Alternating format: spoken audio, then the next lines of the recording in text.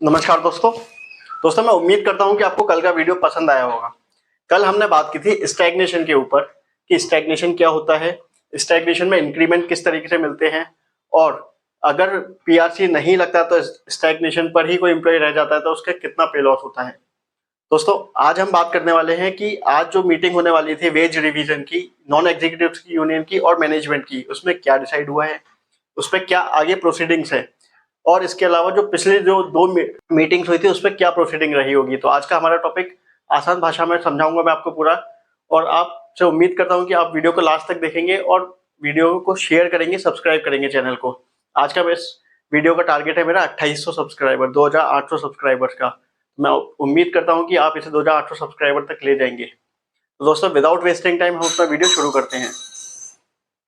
दोस्तों, आसान भाषा में आज मैं आपको समझाने वाला हूँ वेज रिवीजन पर। जो देखो, जो लेटर अभी तक जितने भी ड्राफ्ट हुए हैं या फिर जो मैंने यूनियंस की जो पोर्टल्स हैं, यूनियन की जो साइट है उस पर जाकर देखा है, मुझे लगता है कि वो पूरी रीडिंग थी कि ऑलमोस्ट मैटर फाइनल हो गया है। कुछ एक या दो मैटर पर मामला फंसा हुआ है।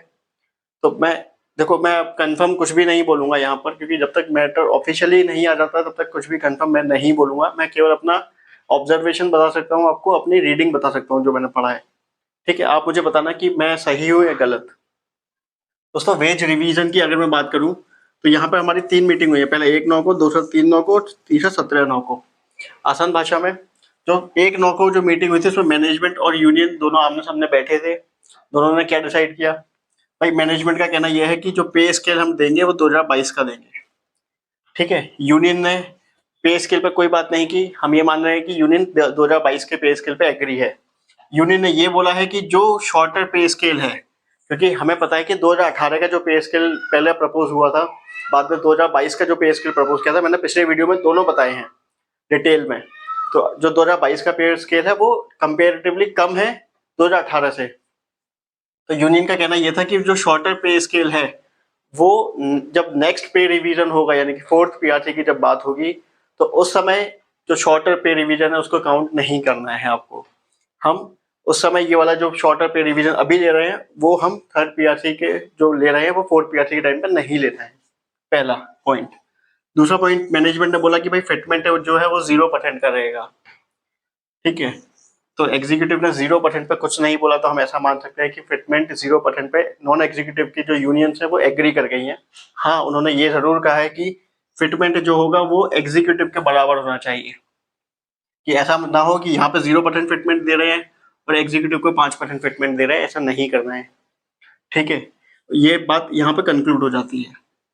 तो जो 1 तारीख को जो मीटिंग हुई थी इसका मोटा मोटा क्रक्स ये था कि मैनेजमेंट ने पे स्केल नवंबर 2022 का प्रपोज किया और बोला कि फिटमेंट 0% है। फिटमेंट 0% पे ही हमें पे स्केल कैलकुलेट करना है जो पीआरसी है। यूनियन ने बोला कि जो शॉर्टर जो पे स्केल आ रहा है वो नेक्स्ट पे रिवीजन के लिए नहीं मान्य होगा और जो फिटमेंट है वो हमें एग्जीक्यूटिव के बराबर मिलना चाहिए। फिर बात आती है 3 तारीख को। 1 तारीख को स्थगित हो जाती है फिर मीटिंग, उसके बाद फिर वो आती है 3 तारीख को। 3 तारीख को मीटिंग होती है। मैनेजमेंट वही बात बोलता है पहले कि पे स्केल नवंबर 2022 का ही रहेगा। ठीक है, मैं ये यूनियन बोलती है कि पे लॉस प्रोटेक्ट है। यूनियन का कहना ये है कि चलो 2022 का ही रखते हो आप, क्योंकि यहाँ पे मैनेजमेंट ने 2022 का प्रपोज किया था। यूनियन यहाँ पे एग्री कर जाती है, लेकिन जब 2 दिन बाद मिले तो यूनियन ने ये कैलकुलेट किया कि पे लॉस ना हो किसी भी नॉन एग्जीक्यूटिव एम्प्लॉय को। तो वहां पर उन्होंने बोला है कि पे लॉस प्रोटेक्टेड, कि अगर किसी एम्प्लॉय का पे लॉस होता है तो उसे प्रोटेक्ट किया जाए, या तो इंक्रीमेंट दिया जाए 1%, 1 टाइम इंक्रीमेंट। तो मतलब अगर किसी का पे लॉस होता है तो उसे कंपनसेट किया जाए। फिर मैनेजमेंट ने इस वाले क्वेश्चन का जवाब दिया जो उन्होंने बोला था फिटमेंट एग्जीक्यूटिव के बराबर होना चाहिए। तो मैनेजमेंट ने ये बोला कि पे स्केल जो है वो एग्जीक्यूटिव का भी डिसाइडेड नहीं है। देखो दोस्तों, मैं ये बारी बारी से बता रहा हूँ आपको। ये 1 तारीख को हुआ था, तो 1 तारीख को इन्होंने अपने पॉइंट्स रखे, इन्होंने अपने पॉइंट्स रखे। फिर जब 3 तारीख आई तो मैनेजमेंट ने इनके जो पॉइंट्स थे उस पर जवाब दिया, और यहाँ पर एग्जीक्यूटिव की जो यूनियन थी नॉन एग्जीक्यूटिव्स की, उन्होंने मैनेजमेंट के प्रपोजल्स पे अपने कुछ ऑब्जेक्शन या अपने कुछ पॉइंट्स रखे। इस वाले पॉइंट पे मैनेजमेंट ने ये रखा है कि पे स्केल जो है वो एग्जीक्यूटिव्स का अभी डिसाइड नहीं हुआ है, तो हम ये बता नहीं सकते कि वो कितना होगा और फिर एट पार किस तरीके से डिसाइड करेंगे एग्जीक्यूटिव। इस वाले पॉइंट पे जो ये है ना पे स्केल नवंबर 2022 का, इस पे इन्होंने बोला कि भाई पे लॉस प्रोटेक्ट होना चाहिए, फिटमेंट एग्जीक्यूटिव के बराबर होना चाहिए, उन्होंने वापस से वही बात बोली।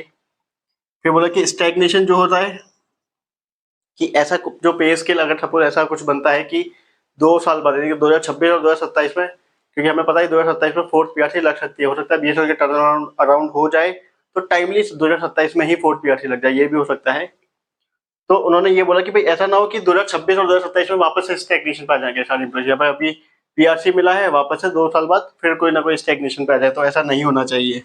यूनियंस ने ये बात बोला। फिर उसके बाद यूनियन ने वही बात रिपीट की कि जो शॉर्टर पे स्केल है वो नेक्स्ट पे रिवीजन के लिए बेस नहीं होना चाहिए। जब फोर्थ पीआरसी की कैलकुलेशन होगी तो ये जो 2022 के जो शॉर्टर पे स्केल को जो डिसाइड किया है, जो एग्री कर रहे हैं ये लोग, वो उसको बेस नहीं माना जाएगा।